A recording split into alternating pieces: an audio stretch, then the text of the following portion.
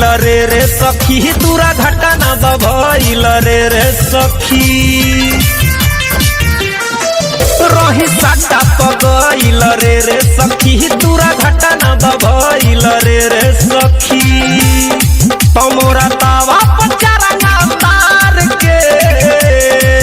रत छावड़ा एगो बिहार के भागल बा मुहावा मार के रत छावड़ा एगो बिहार के भागल बा मुहावा मार के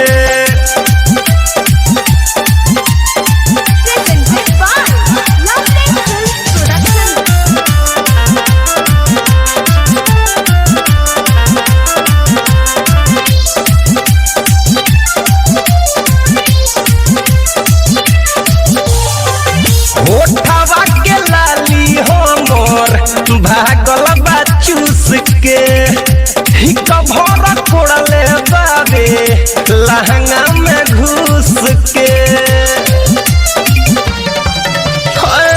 होठवा के लाली हमर भागल बा चूस के हिक भर कोड़ले बाबे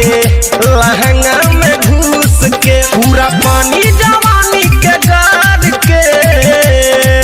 रत छवड़ा एगो बिहार के भागल बा मुहला मार के रत छवड़ा एगो बिहार के भागल बा मुहला मार के म्यूजिक बाय विकेश भोजपुरिया। आप सुन रहे हैं अमित पटेल की आवाज में। जबर नौआइलया के ले हुए पकड़ रे कोरावा में हमके अपना सखी रे चकड़ रे जबर नौआइलया के ले हुए पकड़ रे कोरावा में हमके अपना सखी रे चकड़ रे